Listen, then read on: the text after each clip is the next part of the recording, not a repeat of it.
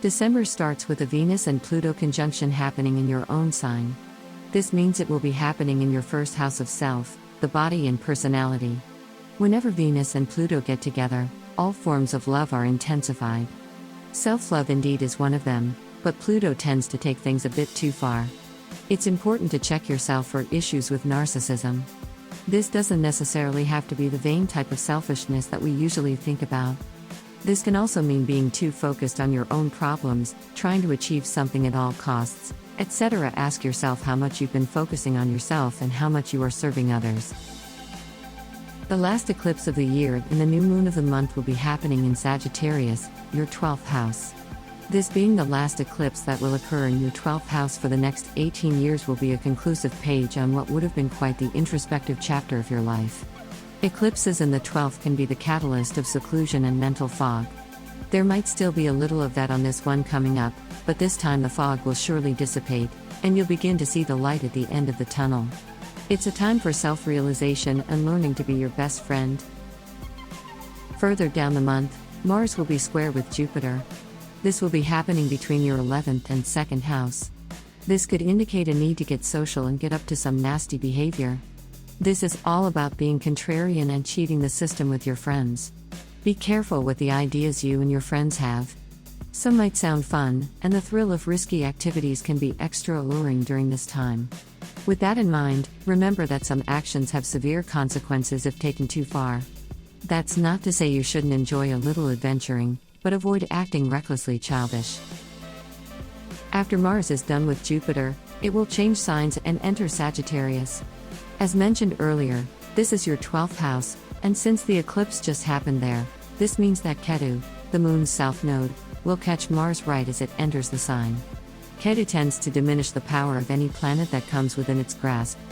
This means that both aggression and vigor can be challenging energies to channel at this time.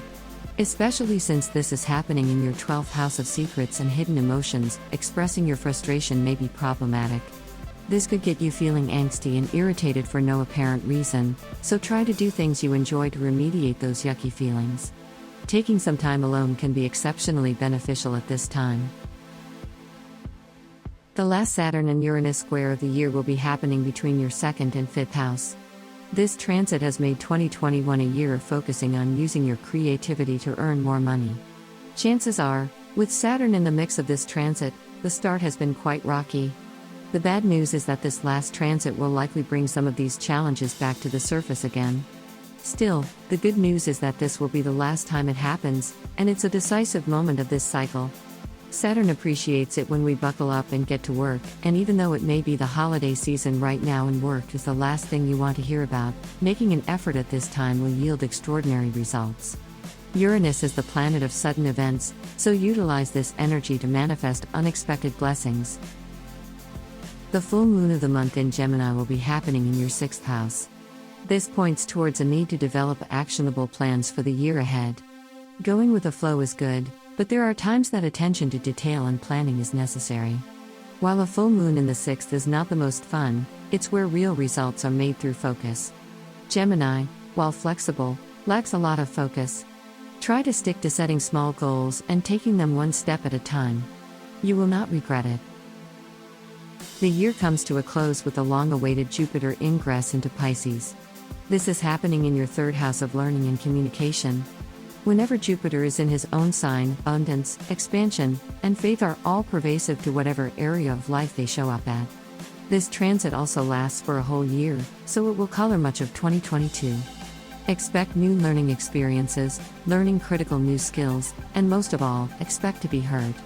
Pisces in the 3rd house can make for quite the exotic communicator, but for once, the dreams and metaphors that the sign is so fond of will be universally understood.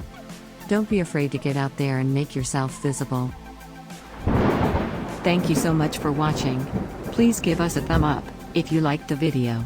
Subscribe our YouTube channel not to miss the next video horoscope. Visit our website GoToHoroscope.com where you can find actual horoscope for today.